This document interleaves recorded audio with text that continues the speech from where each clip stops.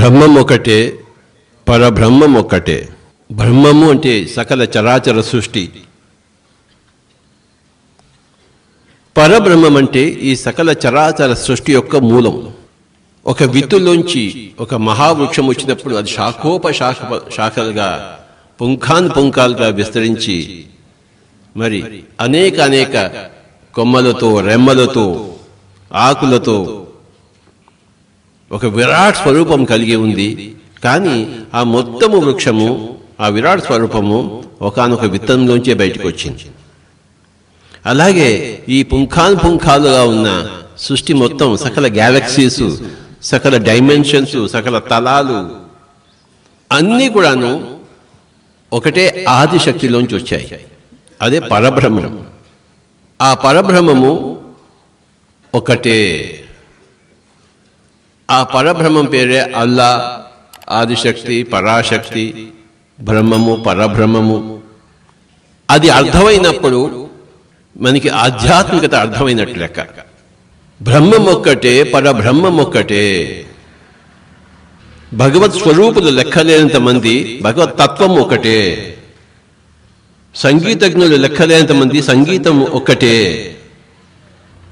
నాదోపాసకులు లెక్కలేనంత మంది, నాదం ఒకటే. జ్ఞానులు లెక్కలేనంత మంది, జ్ఞానం ఒకటే. స్పేస్లో లెక్కలేనన్ని నక్షత్రాలు, స్పేస్ మటుకు ఒకటే, ఆకాశం ఒకటే. ఫస్ట్ ఇది మనం అనుభవజ్ఞుల దగ్గర వింటాం మాటలు, తర్వాత మనం అనుభవం సంపాదించుకుంటాం ధ్యానంలో. బాబు అంతా ఒకటే నాయనా అన్నదే మరి ప్రతి ఒక్క జ్ఞాని దగ్గర, ప్రతి ఒక్క యోగి దగ్గర, ప్రతి ఒక్క ఋషి దగ్గర నుంచి వచ్చే మాట.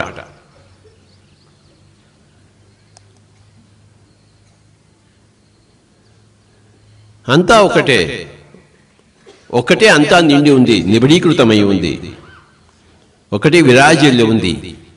నువ్వు అదే అయి ఉన్నావు. తత్వమసి. నువ్వు అంటే త్వం, తత్ అంటే అది. ఏది? ఆ బ్రహ్మము, ఆ పరబ్రహ్మము. ఆ పరబ్రహ్మం నువ్వే అయి ఉన్నావు. తత్ త్వం అసి. త్వం అంటే నువ్వు, తత్ అంటే అది. ఏది? అది ఉన్నదల్లా అదే.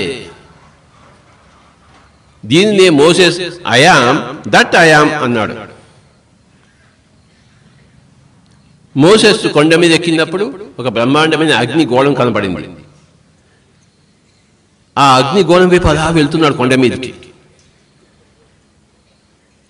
ఆ అగ్నిగోళంలోంచి మాటలు వినపడ్డాయి. అసలు నువ్వెవరివయ్యా, నువ్వేమిటయ్యా అని అడిగాడు మోసెస్ ఆ అగ్నిగోళాన్ని, ఆ కొండ మీద. అందులోంచి వాణి వచ్చింది, వాయిస్ వచ్చింది.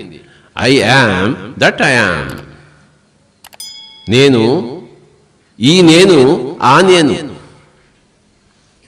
I am that I am. అహం బ్రహ్మాస్మి. I am that I am. మోసెస్కి వచ్చిన ఆ యొక్క అనుభవం కొండ మీద అత్యద్భుతమైన పలుకు. I am that I am అంటూ మళ్ళీ వాళ్ళే నువ్వు కూడా అదే. అహం బ్రహ్మాస్మి తత్వమసి శ్వేతకేతో. ఒకవేళ శరీరానికి రూపం ఉందనుకోండి, ఈ రూపం నేను అనుకుంటున్నాము, రూపం కాదు, ఆత్మ. ఆత్మ, అహం ఆత్మ బ్రహ్మ.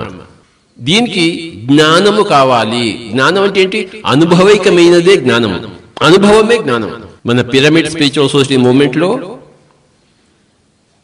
9 నవరత్నాలు ఉన్నాయి. మొట్టమొదటి అహం బ్రహ్మాస్మి అంటే ఆత్మీయ పరబ్రహ్మము. 2 జీవుడే దేవుడు. 3 దేహమే దేవాలయము. 4 శ్వాసే గురువు. 5 సమయమే సాధన. నువ్వు ఎంత సాధన చేస్తావయ్యా అంటే రోజుకు 3 గంటలు. అంటే ఆ 3 గంటలు బట్టి నీ సాధన ఎంతో నాకు తెలుస్తుంది. లేదండి నేను రోజుకి 5 నిమిషాలు చేస్తాను అంటే నువ్వు సాధనకి ఎంత సమయం కేటాయిస్తావో దాని పేరే సాధన అవుతుంది. 14 రోజులు మేము ధ్యాన మహాచక్రానికి వెళ్ళండి. 14 రోజులు వెళ్ళారా? ఓయబో. అంటే ఆ 14 రోజులు అనేది మీ యొక్క దీక్షకు, మీ యొక్క సాధనకు అది దీపం పడుతుంది. లేదండి ఒక్కరోజు వెళ్ళి వచ్చేసాను, నాకు చాలా పనులు ఉన్నాయి కదా అంటే కరెక్ట్. నువ్వు ఒకరోజు వచ్చావు, వెళ్ళావు, నీ సాధన ఒకరోజు వరకు ఉంది. నీ ఇతరమైన ప్రాపంచిక పనులు మిగతా 13 రోజులు ఉన్నాయన్నమాట. కనుక ఆ సమయమే సాధన పడుతుంది. నువ్వు ఎంత సమయం కేటాయిస్తావు. ఇక్కడ మనమందరం ఉన్నాము, అక్కడ అఖండ ధ్యానంలో ఒక్కొక్కళ్ళు 2 రోజులు 3 రోజులు 10 రోజులు కూర్చుని ఉన్నారు. అక్కడ ఎవరు ఎంత సమయాన్ని కేటాయిస్తారో అంత సాధన అవుతుంది. 1963-64లో సికింద్రాబాద్లో త్యాగరాజ ఉత్సవాలు జరిగేవి, ఆరాధనలు. మేమంతా అందులో పనిచేసేవాళ్ళం, బాయ్స్. ఇక్కడంతా వాలంటీర్స్ ఎలా పనిచేస్తున్నారో వాలంటీర్స్ గట్టిగా చప్పట్లు కొడదాం మనం అందరం కలిసి.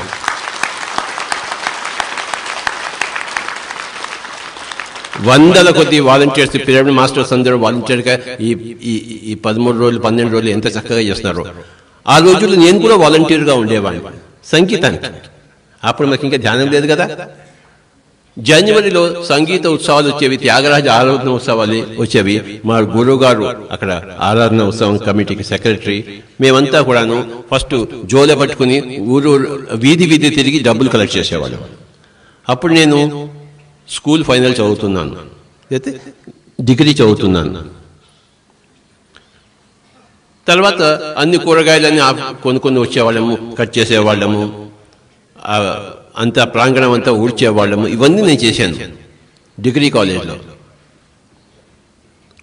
పెద్ద పెద్ద మాస్టర్స్ అంతా వచ్చేవాళ్ళు, వాళ్ళని తీసుకుని మళ్ళీ స్టేషన్కి వెళ్ళి అప్పచెప్పేవాళ్ళను.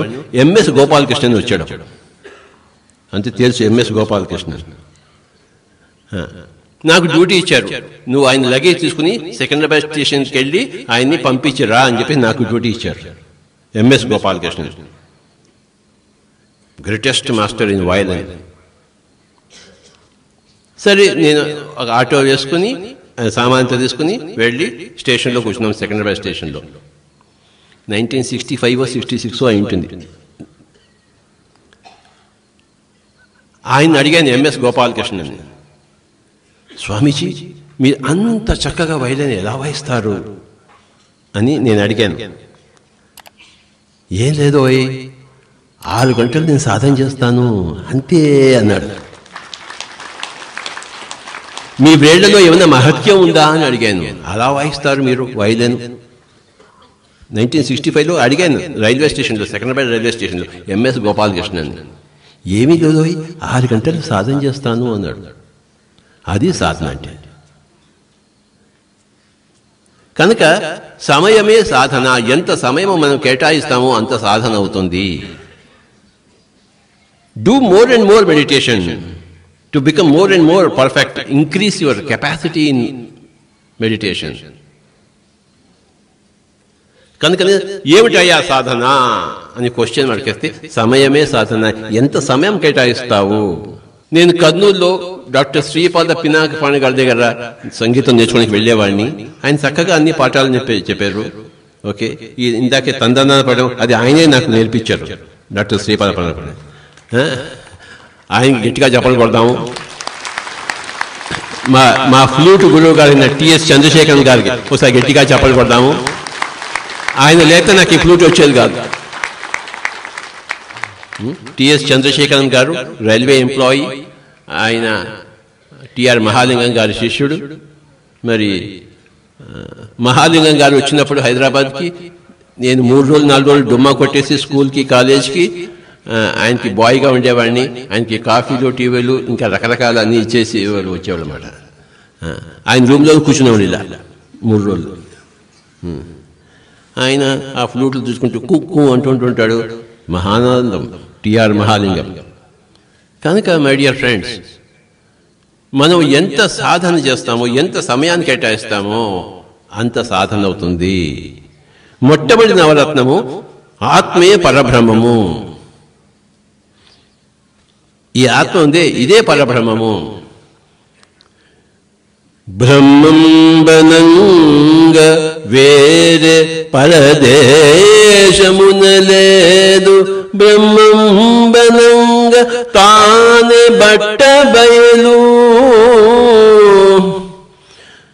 తనుదా మెరిగిన తానే బ్రహ్మము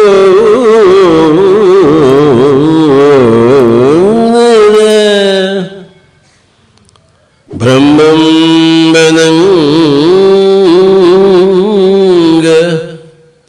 వేరే పరదేశమున లేదు బ్రహ్మం బనంగ తానే బట్ట బయలు తనుదా మెరిగిన తానే బ్రహ్మము బ్రహ్మము బ్రహ్మము విశ్వధాభిరామ వినురవే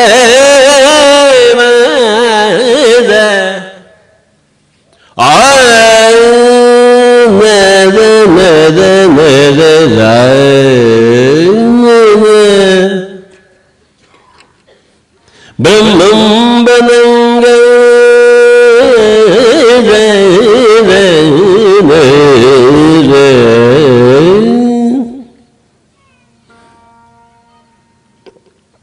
బ్రహ్మం బనంగా వేరే పరదేశం లేదు. బ్రహ్మం అనగా తానే, తన్ను తాను ఎరిగిన తానేపో బ్రహ్మంబు.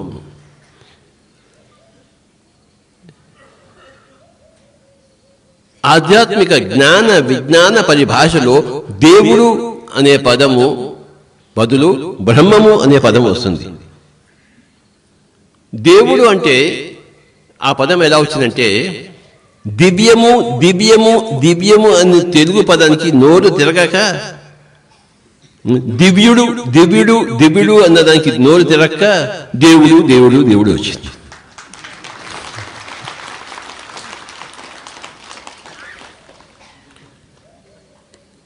దివ్యుడు దివికి సంబంధించిన వాడు, భవ్యము భూమికి సంబంధించింది, దివ్యము దివికి సంబంధించింది. దివ్యుడు ఆ నోరు తిరక్క ప్రకృతి వికృతి అయి దేవుడు అయింది. దివ్య లోకాల్లో ఉండే వాళ్ళందరూ దివ్యుళ్ళు, ఆ దివ్యులంతా కూడాను దేవుళ్ళుగా మారింది. కనుక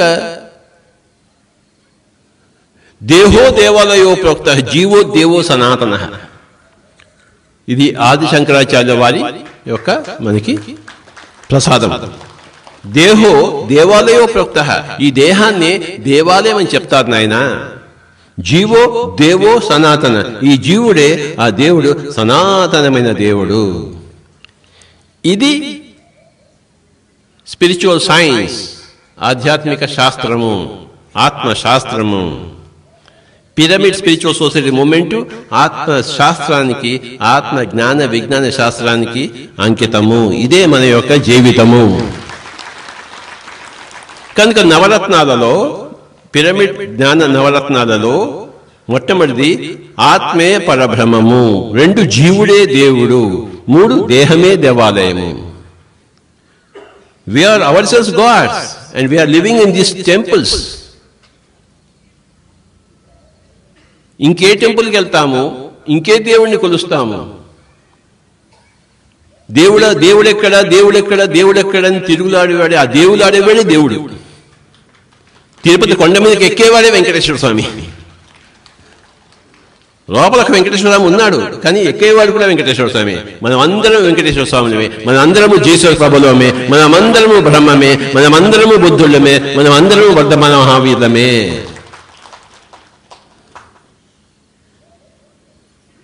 ఒక పెద్ద చెట్టు ఉంది, కొన్ని లక్షల ఆకులు ఉన్నాయి. ఒక ఆకు ఇంకో ఆకుతో ఉంటుంది. నువ్వు వేరే నేను వేరే అంటుంది ఈ ఆకు ఆ ఆకుతో. ఆ ఆకు నిజమే, నువ్వు వేరే నేను వేరే అంటుంది. కానీ ఆ చెట్టు ఉంది, ఆ చెట్టు పక్క పక్కన అవుతుంది. అంతా ఒకటే, నువ్వు అయి పిచ్చోడా అంటుంది. ఆకు ఆకు వేరుగా కనబడుతుంది, కానీ అంతా ఒకటే. నువ్వు నేను వేరుగా కనబడుతున్నాం. దేహములు వేరే, ఆత్మ ఒక్కటే. మనసులు వేరే, ఆత్మ ఒక్కటే. మరి బుద్ధులు వేరే, ఆత్మ ఒక్కటే. ఇది ఆత్మ. నేనే బ్రహ్మం తెలుసుకున్నప్పుడు అప్పుడు నీకు విజయం. ఇది ఆత్మే పరబ్రహ్మము. ఆకే చెట్టు. ఆత్మే పరబ్రహ్మము, ఆకే చెట్టు. Very simple. నిన్ను నువ్వు ఆకులా చూసుకుంటే నువ్వు జీవుడివి, నిన్ను నువ్వు వృక్షంలా చూసుకుంటే నువ్వు బ్రహ్మము. Very simple, isn't it? అవునా కదా? చెట్టు, చెట్టు మీద ఆకులు, ప్రతి ఆకు ఒక జీవుడు, చెట్టు బ్రహ్మము.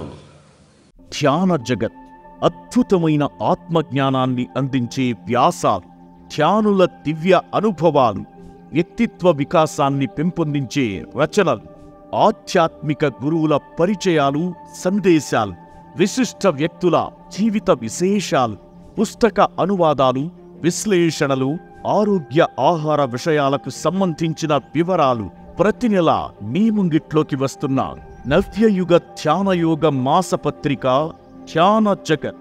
విదేశాలలో ఉన్న తెలుగు వారందరూ ఇప్పుడు ధ్యాన జగత్ డిజిటల్ కాపీని www.dhyanajagath.com వెబ్సైట్ ద్వారా మీ సెల్ ఫోన్, ల్యాప్టాప్ మరియు డెస్క్టాప్లలో గత సంచికలతో పాటు సరికొత్త సంచికను కూడా చదువుకోగలరు. ధ్యాన జగత్ చదివి తీరాలి. మన ధ్యాన జగత్ టీం ఎంతో కష్టపడి ఈ మ్యాగజైన్ ప్రతి నెల తయారు చేస్తోంది. ప్రతి ఇంట్లో ధ్యాన జగత్ మ్యాగజైన్ తప్పనిసరిగా ఉండి తీరాలి.